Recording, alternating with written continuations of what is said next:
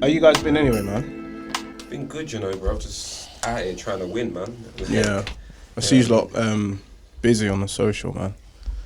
Yeah, mad. Obviously, man's been out with the police, doing my thing with the police. What do you mean? I've been out with the police, bro. What do you mean? How? What do you mean? I'm practically almost like a fan.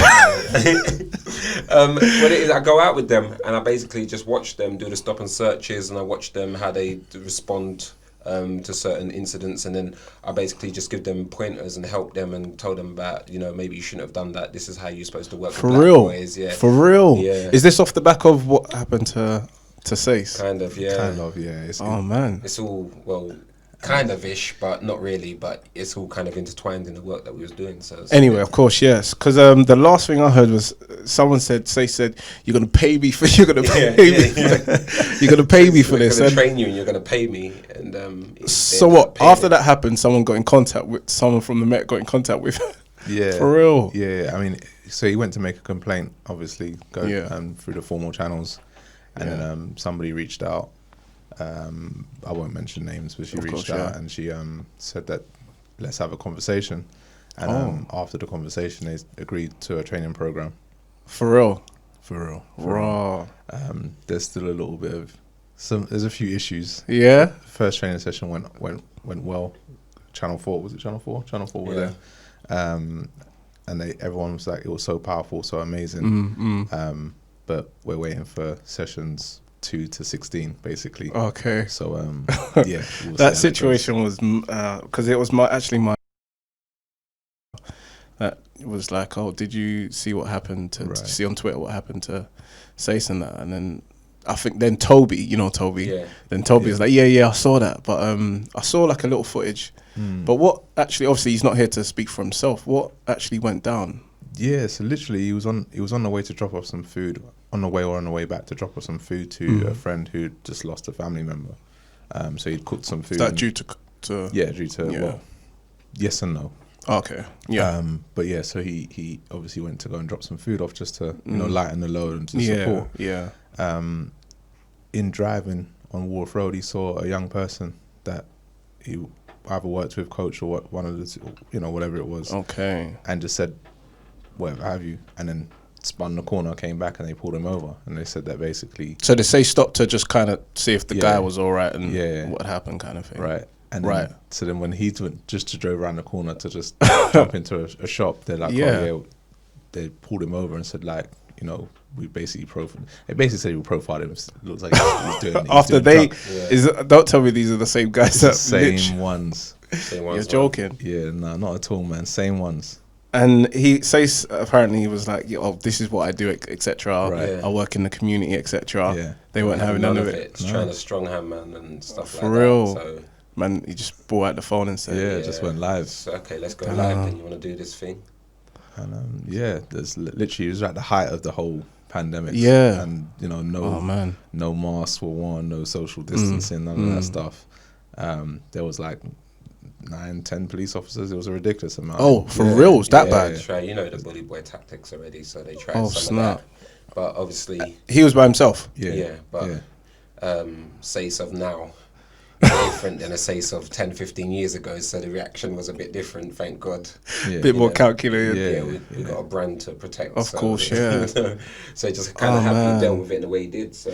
And you said he was on the way to deliver food. Is because I saw again on Instagram, you guys were you delivering food to, are these like vulnerable people who can't get out, etc., or just At the time, it was those type of people, so Sace had started up the company called Yard Food. So that was before. Was it That before? was before that, yeah. Before he had set up the company, so he was just delivering food, like random act of kindness, basically, to a lot of people who were suffering or struggling during the COVID time when it was at its peak, and just delivering food and making sure people was okay. So that was what he was doing, and obviously, the feds obviously just came with their own agenda, as they do, and obviously they chose the wrong one.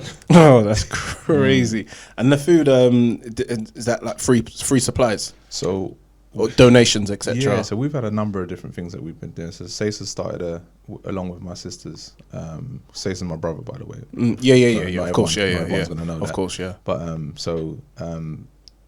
yeah, so then they started the food company, Yard Food, so authentic Jamaican food. So that's one of the things that we've been doing. So obviously, at first when I saw it, sorry to cut you off, I actually thought he had like started a restaurant that was actually out like delivering food to people. I'm like, run. I'm like, might have to get yeah, like I mean, he's always loved cooking. So okay, it was one of the things that he wanted to do like a mobile food kind of truck sort of thing. I'm like, just do it, man. Just do it. And so COVID, obviously, the businesses were slowing down. So it's just like, you know what, why not just do it now? Yeah. So that was one thing we've done. We also teamed up with Nando's around the beginning to give out free packages. For real? Free food packages, yeah. So there was a initiative going on, and Nando's decided to give out for food packages for like NHS, but they extended it to needy families. Yeah. Oh, okay. So we supported that drive. So we've just got in touch with the local schools at that time and just said to schools that if you've got any young people that you know that could do with a hot meal, then basically just let us know. So we had a great response 50 from that. meals, was it? Yeah, about 50 50 meals. So we were just literally handing out meals and stuff to families who needed it. So like 50 meals a day? That was just a one hit kind of 50 meals. Okay. Yeah. So obviously Nando's had been closed for a long time, bro. So everyone was just like, "What, Nando's?" And it's like, "Yeah, bro." Oh, so it was actually Nando's food. Yeah, it was actually Nando's food. Okay. Yeah. So remember, it was closed. The only people that could get Nando's was at NHS. So unless you was an NHS worker, people hadn't had Nando's for months. So it was a big deal. Yeah. No, for real, I can imagine. We had people hunting us down still. No, seriously, like, we had people. I'll give you money. I'll give you money for that. There was some people that drove down from. Where was it? Kent. Kent, deep in Kent, past me. Like, no, maybe near. For what? They came from Nando's. Because they thought someone told them that Nando's was open. Someone told them it was open. They came all the way, man. They done the NHS testing as well. They actually went. Remember, they got the COVID testing, everything. They came down kosher. Said, "Yeah, we heard you was open." Wait, I said, "No." Where did they turn up? To Nando's or like to your house? No, to the Nando's. So this was the Nando's in like London Bridge Borough. London Bridge. They drove from. Yeah, the one by the Thames, isn't it? Yeah, by the on the embankment. Yeah, so bro, South Bank. They travelled all the way down. This is like an hour and a half, 2 hour drive. What it was. Yeah, man. And we just had to give them the bad news. Let's say to them, "Nah, it's closed. You know, someone's pulled your leg a bit. Sorry, wasted journey." Probably got the COVID testing before as well. I had to make sure that I brought the certificate as well to say that I'm COVID free. They were fuming. That's crazy. So wait, so importance of research, isn't it? Obviously, like delivering the food, where you guys were going out yourselves actually to these addresses. Yeah, no. So this Nando's one was just they came down. So the families came down to Nando's and picked up the food. So we gave that out. We've been involved in a number of different initiatives. So it's just like we've done food banks. We've done. I was doing something the other day. It's called a Legendary Community Club. Okay. Where they're doing food banks in Lewisham and Newham and beyond.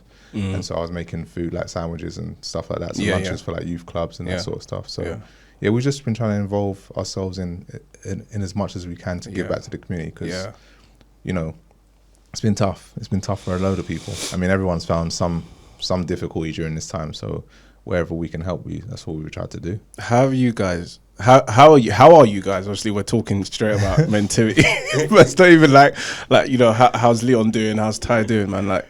How are you guys? How have you been? Do you know what? In all essence, like I've been alright. I've been good. You know, there's been hiccups on the journey and on the road, but you kind of just navigate it. And you know, I think obviously with Sace and Tyson kind of just pushing us on. The first few weeks when COVID struck, there was like a lot of looking around at each other, like we're done, we're finished. Yeah. So there was that period where man's just looking at each other like, "No, man, I can't believe this. I quit my job to start the company up."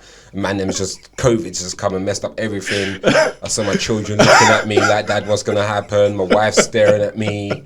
People were just almost clapping their hands because you know it's like you got haters. Like we've got haters. We have to be honest. There's haters out there that don't want to see people succeed. So even the haters are like rubbing their hands like, "Yeah, come back to the school and work with us." Yeah. So gosh. But you know, we just kind of after maybe the first 2 weeks of crying and looking at each other screwing, just kind of like, what can we do? And we got a great initiative that we started with Goldman Sachs. Yeah, no. Oh, really? Yeah. So talk to us about that. Go on, T. A little bit about that. So we had a kind of a loose partnership with Goldman Sachs, and we had pushed this program. We pitched this program to them called the Raisin Aspirations project, which is basically creating a pipeline into different industries that are underserved by working class or I hate the term, but BAME young people. And so we we were going to launch it in September, so September coming, and then obviously COVID happened, and we were just like, what are we going to do? So as Leon said, after the first 2 weeks is actually kind of generous. The first month of panic and fear, and just like ready to just throw the towel in. We sat down with some of the people from Goldman Sachs, and they said, look, why don't we just try and push this program and bring it online? So we were like, okay. So we just started to kind of mold the program into something that we could deliver online. That's dope. How far along are you now? Well, So we're into the second one. We've done two. We've done one 7-week program, and then one 4-week program which ends on Friday. Wow. It's gone great, and I think that Tyson's trying to undersell himself, because Tyson's really headed up the whole project. Yeah, I know Tyson does a lot of work. Yeah, T's headed up like the whole project. Myself and Sace, we've been busy with other stuff, especially myself in the this one for the second one. But the first one I was helping in and out with T. But this one, he's literally just taking the ball by the horn, so to speak, and so much so, like, I know he plays it down, but they've just offered us like a 6-figure sum, to say, we loved what you done, and is that to continue the? Yeah, so that was kind of it was a grant. It wasn't even money to say you need to do it for this. It's like literally a grant to say well done for doing what you've done. Damn. And this is the kind of the sweetener for the beginning of a partnership. And so we're going to roll out the actual project again come September. And not just once. They want us to do it in a number of different locations. So we're just trying to figure out things like the logistics, isn't it? Yeah. Corporate stuff, you've got to jump through a few hoops and this, that, and other, which is they're supporting us through it, and it's just like the support that Goldman Sachs have given us. A guy called Carl, who's managing director of the law division, and then Rondette, who heads up. She's part of the Firmware Black Network at Goldman Sachs Europe. Yeah, and it's just like they've just been pushing us.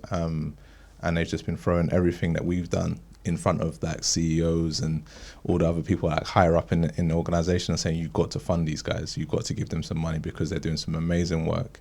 And, COVID could see the end of them. So the support that we've received from them has been like immense. Like, that's crazy. Yeah, that's crazy. But and this is what people ask us, kind of what do we do? And yes, I do undersell what we do, what I do, or some of the programs that we deliver, but when they saw how we delivered online, they're like, this is crazy. How is this so good? And it's online. It's the first time you've done it, so I can only imagine what it's like in person. Yeah, of course. But then also, which I'm sure we'll come to later, we had a exhibition Saturday just gone. Yes, yeah, which I did see. And they came down to that, and Kyle was just like, how do you guys do this stuff? And so it is funny because we don't look at what we do. We don't we just do it. Yeah, I know. And then when we did the exhibition, we're like, it was a good exhibition, don't get me wrong, but we're like, it could have been better. And it was blatantly kind of, we freestyle a lot. We're the biggest freestylers going. We have a plan. We do have a loose plan. There's always a loose plan. But you go with the flow. But we kind of just go with the flow. Yeah. So even if it's supposed to start, say, at 2:00, and one of us decides to be late, grand entrance, innit? You know what I mean? So basically, things like that happen. So So was it Tyson? No, man, just waiting for like 2 hours. Everyone was waiting for 2 hours for chicken, but they didn't leave. So there's power in the chicken, man. I'm telling you, there's power in the chicken. Gosh. So yard food works. But how are you, Tyson? Because that was the original question. Right. I'm good, man. Yeah. It's been an interesting journey over the last few months. As I said, fear, worry, all those things, and then I had to kind of sit down and just do a little bit of research to kind of ease my mind, because I'm an overthinker anyway. But since I got past that kind of hurdle, things have been great. I've just been spending time with the family. You get to focus on what's important. Yeah. So I feel you. The first 2 weeks for me, I was like, all right, cool. All right, lockdown. We're not going to do anything. But then I just, like you said, you start scratching your head and you're thinking like, what is really going on? Like, where am I really going to go from here? And a bit of depression kicked in. I agree. Yeah. I'm not going to lie, a little bit of depression kicked in. But like, when you walked in, this was birthed from it. So it's kind of like a weird gift and a curse. in a weird way, because how so a curse? Obviously, you know, the whole situation with it, and obviously people, COVID. You know, exactly, right, and then, right. You know, from it as well, you know, great things like what you guys have done lately, you know, to then, you know, Goldman Sachs reaching out to you guys, to, you know, platforms being built. Yeah, I think, you know what, I think it's times like this when you kind of see kind of who sinks and who swims, and it's no disrespect to anyone, but some people kind of just grab opportunity by the horn, so to speak, and just kind of run with it, and others kind of just willow down. And it's about, you know, we went through those moments with people, and I think that's sometimes what is the difference between people and makes others stand out from others, is that, you know, sometimes some of us, and it's no disrespect to anyone because we all deal with things differently. Of course, some of us go quiet and go into our shell because we're wondering what to cope, and I'm sure you saw it, but you know, during the height of COVID, people just watching the news and the fear mongering, and people were scared, and everyone was thinking that's it, you know, and you know, it became a point where it was more kind of good to fart in front of people than cough, because if you coughed, people were praying and scared. People would look at you like you had Ebola or the plague or something. For real. So it was like it was just a mad situation to be in. There, you're looking at people, you know. I remember going into the shops and wanting to sneeze, but everyone around's like can see, and I'm just there, and your eyes are watering, you're really trying to pinch your nose, you're trying to do everything. It's just the worst feeling, man. So you know, I mean, it's still there, and we're supposed to wear masks now. It's a weird situation, but it's just about what we make, you know, what we do with it right now. Yeah, I think one of the things I'd like to talk about is that we're all hard workers. I mean, I know you've been working super hard for the last 10, 15 years, right? Yeah. And us the same, working 2 jobs, 3 jobs, 4, whatever it may be. And so during that time, doing that for such a long time, it's difficult to really see the wood through the trees and think, actually, do you know what? What else do I want to do? What else can I do? And this time where we've been able to stop and relax brings a bit of clarity. And I think, I mean, looking around what you've achieved in this time, I think you obviously had a moment of clarity and decided, you know, I'm going to do something that's going to benefit me and others, but, you know, benefit me and your own mental well-being. And I think that's what we've done with the whole Goldman Sachs online program. It gave us a moment of clarity to say, do you know what, let's really just focus on the things that we do well. That's dope. And listen, congratulations, man. No, thanks. I mean, this it was my partner actually. She asked me a question. She said, "What do you actually enjoy?" And I was like, "I just like talking." That's what I said. I like talking. Then I asked my guy. I said, "You know, how much is it to, you know, rent a little studio, a little podcast?" It's like, "Oh, etc. etc." But I didn't want to travel, and so I said, "You know what? I'm just gonna do it myself." That's it. That's all. Yeah, that's how that it is birthed, all. man. But listen, long may it continue, man. Yeah. Like, this is dope. I'm happy being here. No, thanks, man. I know the people are just seeing us, but they can't really see what this is like. So Yeah, it's a dope setup. For those of you guys that can't see it, trust me, it's a everyone real that comes in like, it's a real nice setup. No, it's good, man. I'm telling you, and I absolutely love it. We're just going to be focusing on our ambassadors right now for Mentivity. So who are they? What they do? So we've got some great people. We've got Varun Wade, who's one of our ambassadors. Varun Wade is a producer, singer-songwriter. Is he an actor? No. I'm going to get to one of the actors in a minute. So Varun Wade is, he's written for Stormzy, Janet Jackson, Most Brandy, Ella May, done a lot of her album, Wretch. There's so many people that he's done stuff for, Spice Girls, Mel C, there's lots of people. So he's a great person that will be kind of showcasing him to the world and letting everyone know kind of what he's doing. We've got Javan Wade, also. See, in this one, this is what I'm talking about. This is why I kind of set this up, because you know, I don't know about people like this, and people don't know about people like this, you know. So go on. So Javan Wade, who's most people know him from Shiro's Story. I knew so Shiro and Mandem on the Wall. That's it. Also, he's in the Purge, and he's doing the Doom Patrol right now on Netflix. So hold tight, Giovanni just got the 3rd season signed as well. So that's a great thing out there. So he's still in LA. He just bought a brand new house out there, living life. So he's having great stuff. We've also got who else have we got? DJ Milk Tray. Oh, we've got DJ Milk Tray. If you haven't heard of DJ Milk Tray, probably the best, or one of the best DJs right now across London. He's absolutely awesome, man. The guy's phenomenal. I can't speak highly of this guy, but just kind of the values that he stands for and kind of what we do as well with inspiring young people to kind of be better and do better. Wow. He's really and these people are all supporting what you're doing. That's completely behind us, man. Wow, that's completely dope. behind us. I mean, they looked at what we did, what we do, and the initiative and what we stand for, and they said, you know what? When we asked them to be ambassadors, they was like, why are you even asking? You could have just put our name to it straight away. That's and dope. so, you know, it's funny because I only actually really met Milk Tray for the first time properly on Saturday. We'd had a few conversations over the phone, and then obviously at your birthday party, a couple years ago? No, a couple years ago. A couple of years ago, he was there, but it's the first time I actually really met him. But it's just, do you know when you meet people and just the energy is just right? So it's just like you feel like you've known him forever. Oh yeah. He's a good guy. Yeah. He's a great guy. So he's just fully behind us, and he just celebrates us. Just keeps on telling us, stop underselling yourself, keep on pushing. So and it's weird just the input that kind of people have had. So in regards to some of these people, which leads out into a few more of the projects that we're doing. So I met Milk Tray, and we've kind of got Milk Tray on board, and Milk Tray went to a meeting and sat with this guy, and he just said to this guy, listen, you need Mentivity in this room. If you want to help young people, you need Mentivity. And it started off in a room just with myself, this guy called Anthony King, who's another great guy.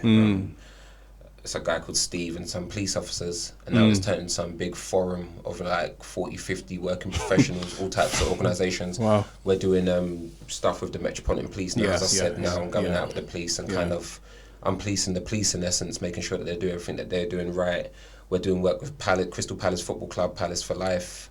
We've got I need to start taking notes. We've got some big time meetings with massive organisations and companies. So Tyson's been trying to have some, I'm not going to say any names yet, but some top organisations who want the kind of Raisin Aspirations project that we've been doing with Goldman Sachs. They've got wind of it and just decided to almost like, we want some of that too. And it's a great way of kind of building relationships between community and the corporate side of stuff, and fusing that side together and working with young people. This is crazy. It's amazing, there's man. so many different aspects that's going on there.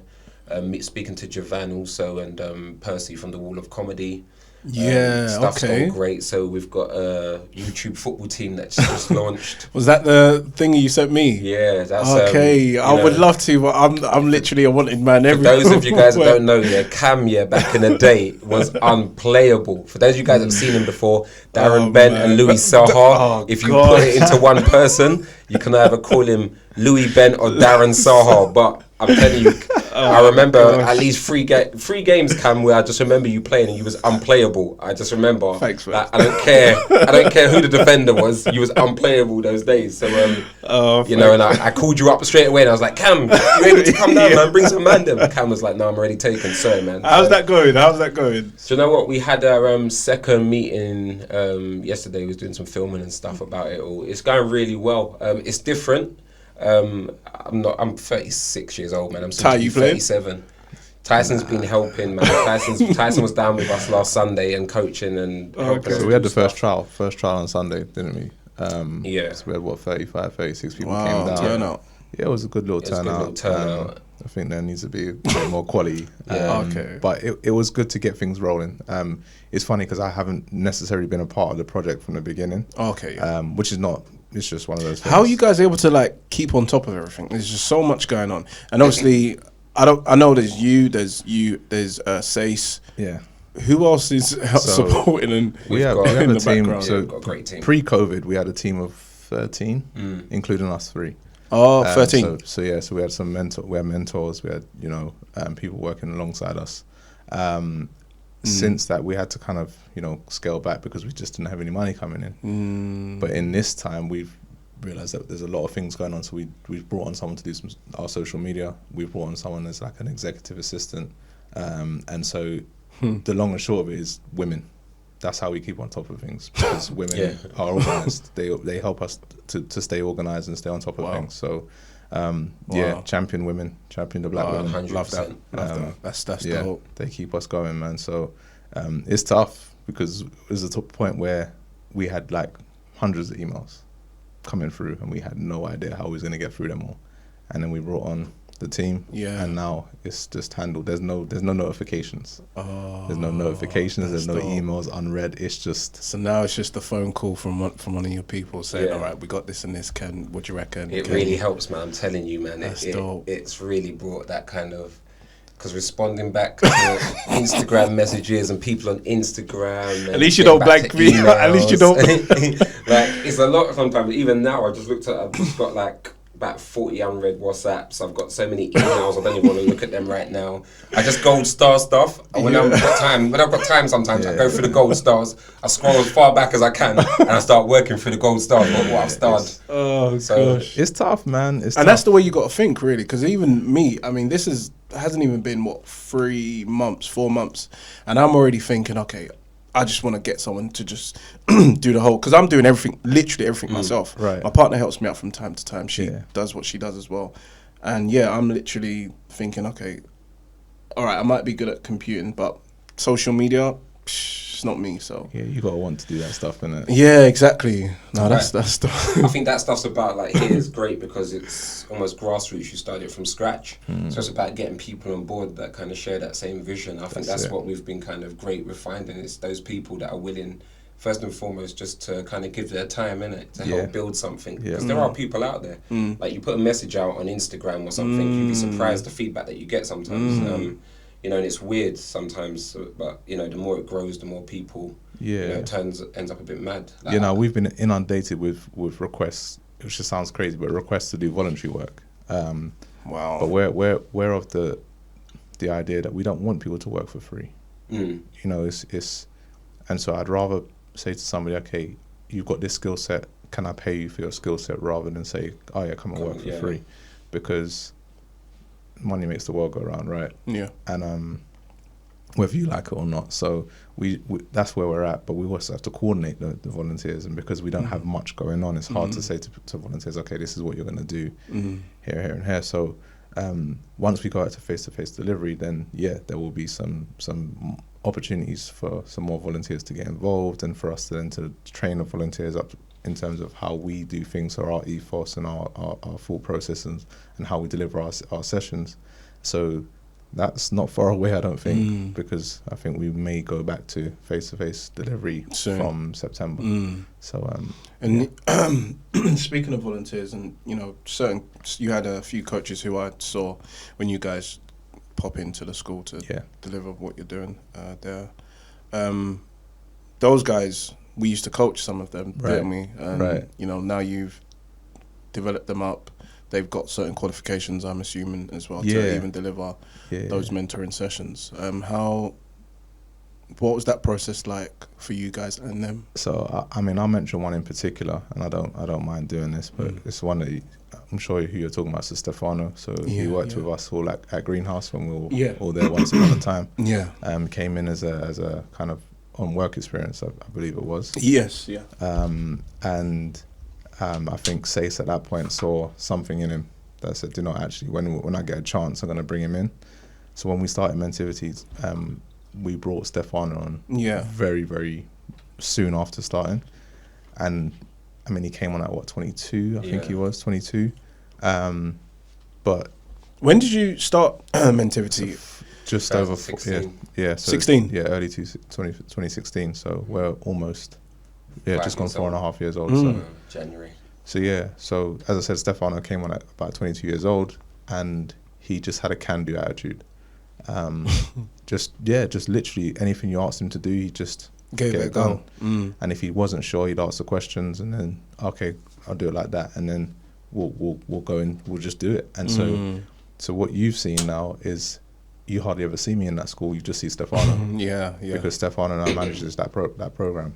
So I feel comfortable enough to just leave him to his. And he's grown, and I remember him as a very, just not a shy guy, but just a very quiet. Yeah, he's quite timid, relaxed and laid back more. I think when you get to know him, he kind of opens up a bit more. But he's just quite. He's a bit like T in that respect. They're quite conservative and laid back, kind of just observant of things. We'll try very from calm. time to time. Yeah, so if you see the three of us you know that there's a difference between, say, Tyson and myself. Yeah. Like, there's a 100, huge difference, you know what I mean? Like, I'm probably like extrovert more towards me, and Say's more extrovert, and then T's the introvert. But you need the balance, you know. Yeah. There's a real balance between us.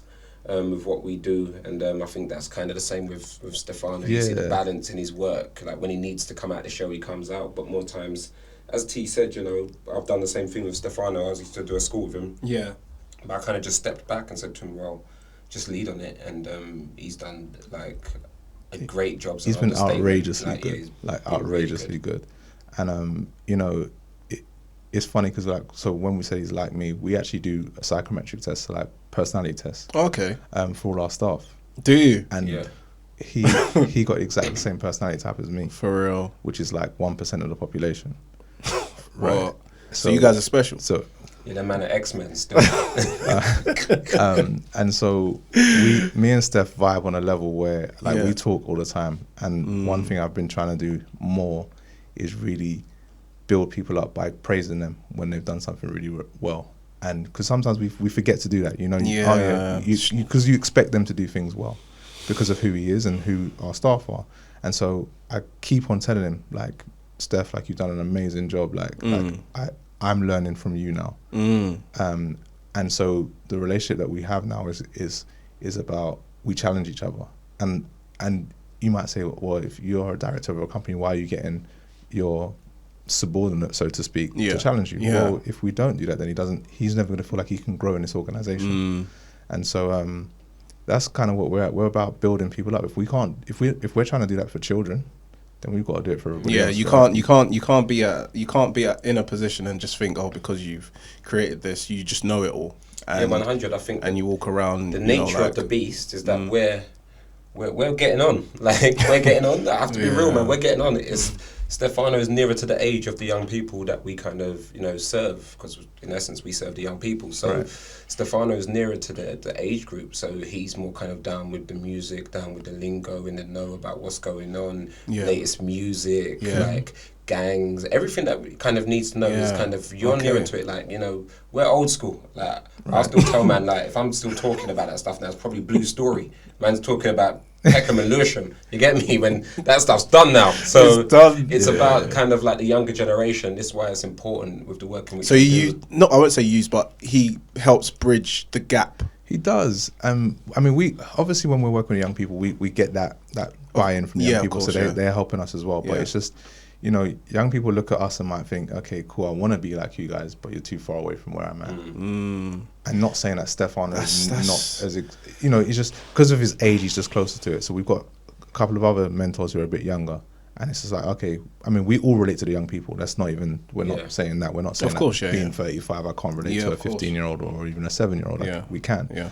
But it just, having that person who's a little bit closer, they understand the struggle a little bit more, because this is the hardest time for young people to be alive. I don't care what anybody says. 100. There are, like, you know, and people say, oh, but we had to work from an early age and this. Okay, cool. Did you get bullied every hour of your life? Like, there's children who get bullied. I got bullied in school, right? I got bullied in school. I'm not afraid to admit I got bullied in school, but I knew that when I got into school, that's when it would start, and when I left school, that's when it would finish. There's young people that go into school, and when they get home, that's when the bullying gets ramped up, because it's on social media, and so the bully is effectively in your house, right? And so when you think of it like that, that's crazy. I've got into fights. I remember getting beaten up in school, and someone swole up my eye, and then somebody said to me, "Oh yeah, did your eye get swollen?" I was like, "Nah, it didn't." And like, and they questioned themselves. But if you were there, you knew what happened. Now, someone's videoed that. That man is dead. It's immortal. It's immortal. So like, you know, you go through, and it could be anything. You could have just fallen over, right? And somebody's just got a recording it. Every time you say something, oh, you remember this, and then they show. It's hard. It's hard for these young people, and I think a lot of parents, and we were there at some points when we used to say to them, no, just, you got to be more resilient, you just got to grow up, and you just got, and it's like, when you start to really look at what it is that they go through, it's tough, man. You realise that? I've always said it, but at most points in my life, I said, I wish I was young, man, I'd do this, I'd do that. Now, if you ask me now, I don't ever wish I was young again. I just think right now, it's too you're much, demonized by social media, you're demonized by the actual media, you're demonized by the older generation, like you're demonized by government. Like the young people nowadays, they're just attacked on every level and platform. It's just that it's crazy for them, and you know, it's scary. You know, raising young children. You know, part of you starts to wonder what it is that you're actually raising your young children into.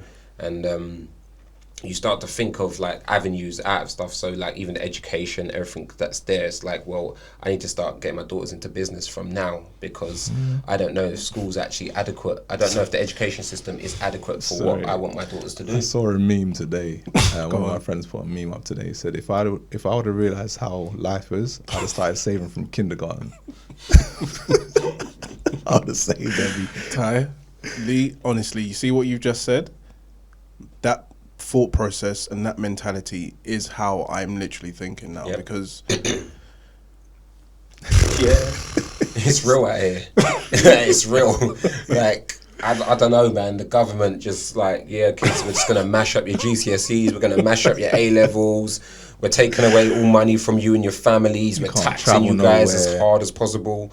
All these grants and everything that they've given to people, just know that they're going to be passed down to your children, you know. Like, that's it, man. I'm just saying to people, innit, like, it's the reality of things, innit. Like, all those people that are thinking of never paying that back, it's fine. Someone's going to have to pay for it. But just know that your children or your children's children will definitely pay for that back. And when our taxes get raised to like 30, 40%. Listen, I went to a restaurant the other day, and it said VAT plus VAT.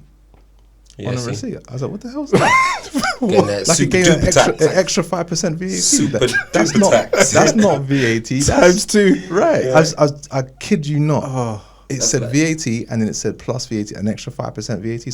So VAT is 25%. Is that what you're telling me? It's like tax on tax on tax. It's getting taxed. I was like, hold on. And you know, it's like, how did that happen? When did that happen? And honestly, now, not even now, but I understand why life can really drive people crazy. When they see certain things and it's like, do you know what? Forget all of this. I'm gonna go and do this instead. I'm gonna, you know. Listen, I don't mind saying this, but today is, I don't mind saying the date. You don't mind me saying the date, Cam? No, of course. So today's the 19th of August, yeah? Today's the 19th of August. I guarantee you, by the 19th of November, it's going to be a madness, okay? Guaranteed. All the staff that have been getting their little government stuff, and payouts and the furlough scheme and all that, it's going to stop by then, okay? All the redundancies would have kicked in by then. People would have lost their jobs. Crime is going to skyrocket because everyone's going to be... I'm telling you, like, people think it's a joke out here, but we have to be honest and real about stuff. The decisions that the government are making today is going to have a huge impact, you know, going forward. And I'm not sure, in essence, what the solutions are right now. I don't know, but... It's definitely not what the government is doing. But does it make you happy to be in this type of field of work that you're in life? Let's not even just say during a period like this. Yeah, I mean, sorry to jump in. No, it's cool, man. Yeah, definitely. I think one thing for sure is that all we've ever done is serve our community.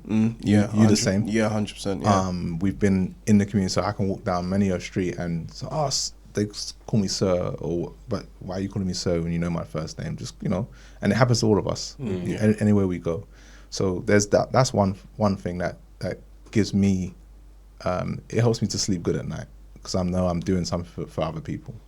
But also, the young people are going to need us more now than any other time in their lives because there's no hope for a lot of young people. And once you take away hope, that's what Leon was talking about in terms of violence and crime, because they have no hope. If my mum has been working hard all her life and the next, you know, her job's gone and there's no prospects of getting another one, what do I do then? Because I can't get a job. If I'm 15, I can't get a job. What am I going to do then? And some people would look at it and say we should be happy because, you know, the more bad kids there are. No, but it's the reality is people look at us like, the more bad kids there are, the more work. But it's not, in essence, I'm not in it for that. Like, we're not in it for that. Our mindset's not like that. I just want to see young people win and succeed. And there's no better feeling when you see a child who was written off by everyone. Yeah. Like, properly written off and they succeed and come good. Yeah. And it's like one of the best feelings that you can ever feel, you know. I'm being serious, man, when I say that. Like, it's better than money, man. And this is the thing, man. This is what matters to you guys, and this is what really does matter to me. Having, you know, conversations like this, about things that actually matter to people and in life as well. So, like you said, because when I'm out on the road and I'm seeing like these young 14, 15, 16-year-old boys and girls, they just have nothing. They literally have nothing, and you kind of think to yourself, what's going through their minds, and what are they really even experiencing? Like, obviously we know what we experienced when we were young, and you know, we had certain things, but these kids now, it's just nothing. Lost. But that feeling of being lost comes from a number of different things, right? So people talk about school being so important and get your maths, your English, and this, that, and other. How much do you use your maths and English today? Don't get me started. Right. So there are jobs that they're preparing these young people for that will not exist in 3 months. Forget 3 years. There's like, as Leon said, by November, most people probably going to be without jobs. So are you going to tell these children to go back to school and study and prepare for that job that your mum just lost or your dad just lost? And it's just like, so what is the point? Like, what is the point of me focusing in my GCSEs when somebody else is ultimately going to be in charge of that? What's happened this year? The government just said, actually, even though you got an A star, and A star, I'm going to give you a BDB because that's what I want you to have. And, you know, a lot of people are like, okay, the government's reversed it now, let's all be happy. But there's like tens of thousands, if not hundreds of thousands of kids now that, number one, they ain't able now to get into the colleges, they ain't able to go to med school, they ain't able to do so many different things because of what's happened. It's the knock-on effect from it. So it's all great giving them it back now, but it's like those positions that they had have already been allocated to other people. Yeah. So some of them can't get that thing back. So it's just, it's a tricky and sticky position, and I think it's made people look at things and really, like, you have to do kind of for self and knowing what your passion is from early as possible. And if you're a parent, I suppose, finding out what your child's passion is and just pushing them into their passion 100. As opposed to anything else. For me, 100%. It's one of the most important things. Like, I will always champion education because I do see the importance of important. it. I'm not but I think it's also important just to have that sense of. But again, it's also about. Sorry to cut you off. It's also about education that really matters, because going back to what you said, like, you know, it's not. Let's be honest. The educational system is not designed, or it's not designed for you to succeed in the way you would really want to succeed. Yeah. It doesn't teach you how to be a CEO. Yeah, exactly. Right. But then you're gonna have people on the other side who would say, well, if you work hard, if you put in these hours, and it's like, it sounds great, but I think those times have gone. Like, those work. No, I'm being honest with you, man. Work hard and putting in hours, that's a myth. Like, we're selling people hopes and dreams out here. So wait, like, let me stop you there. It's not a myth in terms of that's not the only way. Yeah. That's not all you can do, because back in the day you could just work hard and then an opportunity would come your way. Yeah. Like, right? Somebody will say to you, okay, I've seen how hard you work. Let me give you this opportunity. Yeah. Now, like, and this is what we're advocating for these young people, is that you cannot just go to school and think that's it. It's not it. No. Because the people who become wildly successful are the people that put in those extra hours outside of school on their passions or learning about knowledge of self. All those sorts of things. Yeah. And so young people think, oh yeah, I'm just going to get my GCSEs. And that's not what's taught. No, I think if you look at a lot of the jobs now, it's the creatives that are leading the way. Like, the creatives are just leading the way with everything. Like, as long as you're a creative being, then you're just kind of doing your thing right now and winning, because you're able to kind of step out of that norm or what everyone's doing. Like, you're kind of, in essence, you're kind of locked in or locked out the matrix. Don't you think it would make sense if school, you know, you got 30 kids, a teacher and an assistant, if you're lucky, and you're, you know, delivering a particular subject. I personally think it would be better if you had, you know, your teachers, you know, you had an art teacher, you had a science teacher, but you had 30 kids in the class who actually wanted to do art, and you had 30 kids in the class who actually wanted to do science or want to learn how to ballet, and it was more, you know, catered in that sort of way. Because I could tell you so many stories. There was a kid who I used to work with, and you know, she was really struggling with just a test, like a mock test, in, you know, before they actually take their. So I went into the into a room with 4 other kids, and I said, take a break, just relax, take a break. And then she picked up a book, and then she picked a piece of paper, and she started drawing the front cover of the book, and you would never think that this girl could even draw. Yeah. And in that moment, I realized, like, wow, like, she's got so many other hidden talents that we're not, helping her really home in and discover and like you said, use that creativity to actually. So yeah, it's. I mean, I use this analogy all the time, Cam, and I always say it. Tyson's heard me say it about 1,000 times, but I still use it. What I say to a lot of people is, look at a car in the 1950s and look at a car in 2020. Big difference, right? Look at a TV in the 1950s, look at a TV in 2020. Big difference, right? Yep.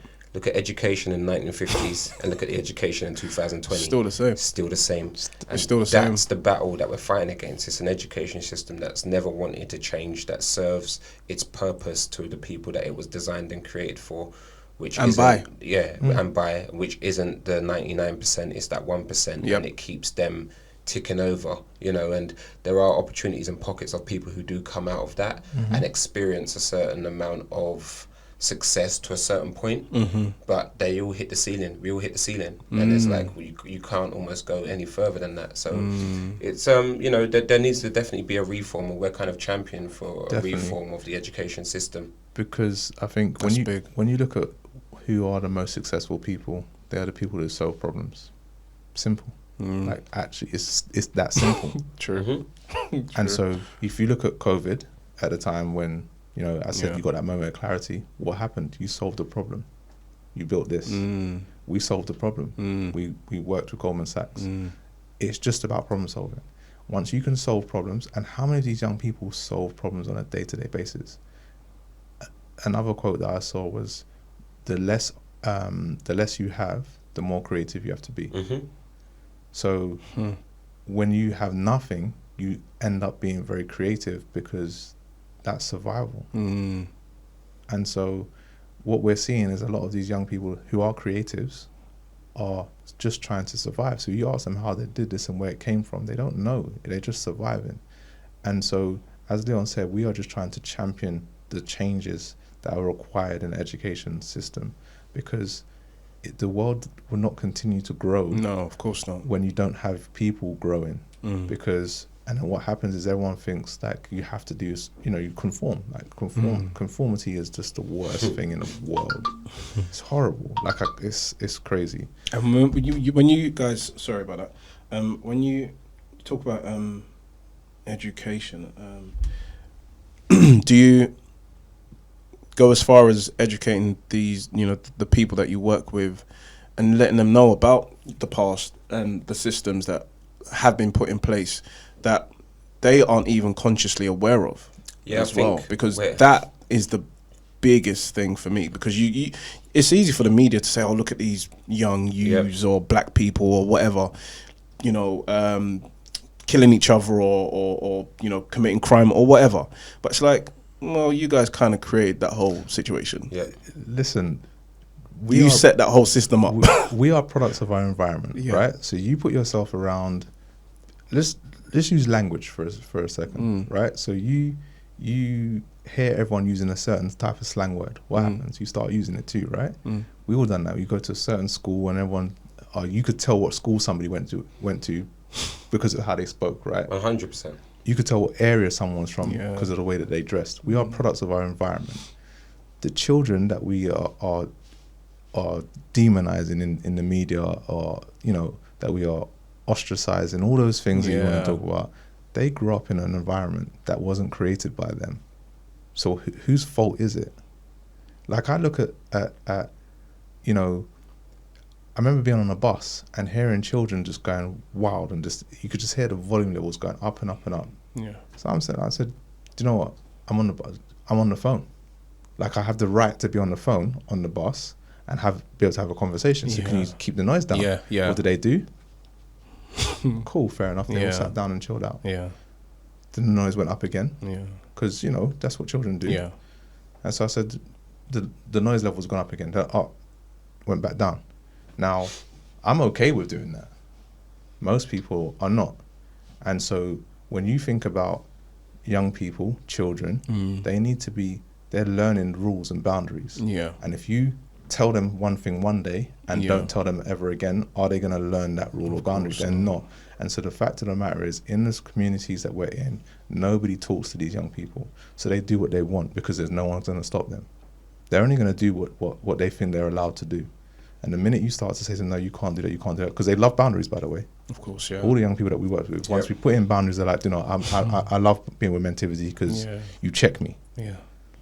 I go as far to say that a lot of the young people that we work with, they actually don't like holidays. They hate them. A lot of them. There's no structure. They love the structure of school. They love the structure of, you know, to know that certain in terms things of place.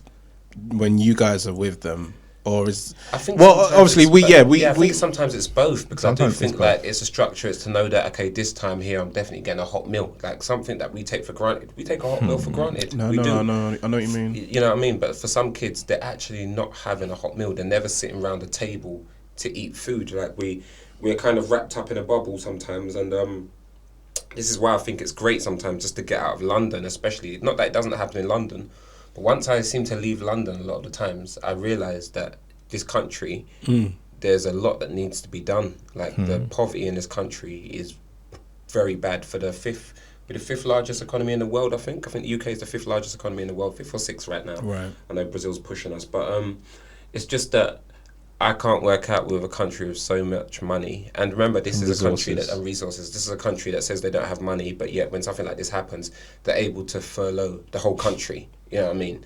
Yeah, I mean, knife crime. Yeah. You know, knife crime, to stop knife crime. It, you know, people said it would have cost about 200 million. Where's that money going to come from? Clearly, we had the money. If it was something that was that serious to yourself, you know, people would have sorted it out. But they didn't want to sort out none of these issues, none of these problems. But it clearly shows you. There is resources. Sorry, let me cut. Sorry. But I'm sure I heard this. Matt Hancock it wasn't even him. It was someone else that actually just came on and said, "Oh, we're gonna wipe the NHS's debt of like 15 billion." Yeah, and I'm like, but that's how simple it is, and this is what I'm saying. Like when people get fooled by all these figures and digits and think things can't be done, and there's no magic money tree. The money's always there. It's just digits on a computer. It's literally, that's all it is. Like we're not asking anyone to print. Like let's just be real, guys. You know what I mean? Like, so I'm not saying you guys. I'm just you know, with what you're saying, it's like let's just be honest. Let's just be honest. Money is made. Money's is printed. We don't need to get into the whole you know, the valuation of gold in the 1860s to let's just be honest. Yeah. Like if you know, so for example, Jeremy Corbyn was saying a whole bunch of stuff. I want this to happen and that to happen. Some of those things have happened. I'm not well versed in it, but I'm pretty sure some of the things that Jeremy Corbyn was campaigning for has happened during COVID. So, and they said, oh, he's never going to be able to find that money. Well, he clearly knew something that these people didn't write. And then, as I said, what Leon said, in terms of going one better, how do you could wipe out world hunger? Of course. With 30 billion. 30 billion. Like all this stuff can be eradicated, can be like, if you want so to do wish. it, but you don't want to do it because it serves a lot of different people, you know, to have certain things. Can you imagine? And if this you is what it away is, hunger, Leon. All the charities. We're tired. Like this is what it is right now. We're just tired of the rubbish that has been told for the past thousands of. It's just we're just tired, guys. One of the great things about COVID, now you know, I know COVID was a bad thing, but one of the great things is everyone was equal at one stage. It could get everyone, so everyone was shook because it's like everyone's equal. There's billionaire, trillionaire. It doesn't matter who you are, what you are. Like everyone was getting taken out at one stage, and it's like, for me, it's just like, you know, the reason why I feel movements like Black Lives Matter and all these different movements were so popular and gained so much notoriety was because everyone was stuck at home, everyone was in the same boat, everyone was just like, do you know what, guys? You know what I mean? Even white people just like, look, guys, I've had enough now, man. Like, what are you doing it to these people for? You know what I mean? It's blatant. Like, you're at home. You know what I mean? So you've got time to actually think about it. TV, certain things will just go down in history now because we was all crammed in. Tiger King was one of the most watched programs in the world ever. Because everyone was stuck at home. You'd watched everything that there was to watch on TV. It's like, boy, now I'm actually going to watch this Netflix. Like, Netflix enjoyed so much subscriptions. The cinemas were closed, so man can't go out. So it's just Netflix, Tiger King. You know, and the craziness that follows on Netflix and everything else. So it's crazy. It's just so crazy because it was like the great leveler, as Leon said. But that time of sitting still, I think it raised the collective consciousness. Whereas people started to have conversations and say, okay, how do you feel? You know, what is your life like? And so having conversations with, and so one of my sisters is a firefighter. Okay. And as with any large institution, there's always going to be racism. I don't care what anybody says. There's always going to be long-standing institutions, police, ambulance, fire, whatever it is. And so she's obviously a black woman in the fire department or the London Fire Brigade. And she feels like there's certain things that need to change. And I think there's a number of people. And so she sat down, and I don't know if I'm going to get in trouble for saying this, but she sat down with on a Zoom call with the commissioner, and he was basically asking, what do we need to do to change some of the policies to make sure that everybody gets equal treatment? So she came out and just said some stuff, and then she was getting torn down by mostly black men. Oh, why is she talking this, that, and that? But this is the time for solutions. And Leon will say the same thing about some of the meetings that he's been going to. This is a time for solutions. And I think sometimes people, and I'll say mostly black people, but working class people, we love to just complain, moan, and then there's no solutions.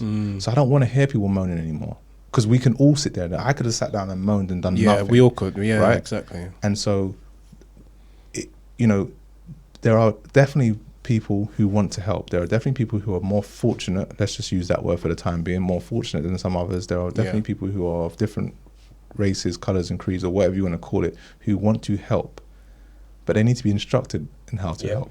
100%. And so if I can't tell somebody this is what I need, then how do they then help me? Of course, yeah. So this whole Black Lives Matter movement is like, okay, yes, we've heard police brutality, yes, we've heard this, yes, we've heard, yes, we don't get equal pay, yes. What can I do to help? Yeah. And once you start coming with solutions, again, it comes back to problem solving. Once you come back to giving solutions, then you may get the help that you so require. Goldman Sachs said to us, what is it that you need? Yeah. What do you need? Do you need legal advice? Do you need business development advice? Do you need, what is it that you need? And sometimes we sat down like, we don't know what we need, kind of thing. And so you have to go away and think about, actually, okay, this is what we need, and this is how we're going to map it out and go forwards. And so the analogy that we use is, if you saw somebody broken down in their car and they're just sitting there in their car versus somebody sitting there trying to push their car, which one are you going to help? Because you can see that they're trying. You're going to help the guy who's pushing the guy or the girl who's pushing their car, because they're trying to help themselves. It's human nature. It's absolutely human nature. And so you're not going to, like, I'm looking at people and saying, okay, I would love to help you, and I'll give them, same with the young people. I'll sit there and say to them, okay, cool, once I see your work ethic, I'll match it. Yeah. I'm not going to sit there and do the work for you, because I'm too tired. I've got things that I need to do. And so people just need to, and it sounds horrible for some, but you just got to get off your backside and just start working on something. And then somebody will be able to say to you, actually, maybe you should try it like that. Or maybe I could help with this. Or do you need me to help with something? And once you do that, we start to see changes.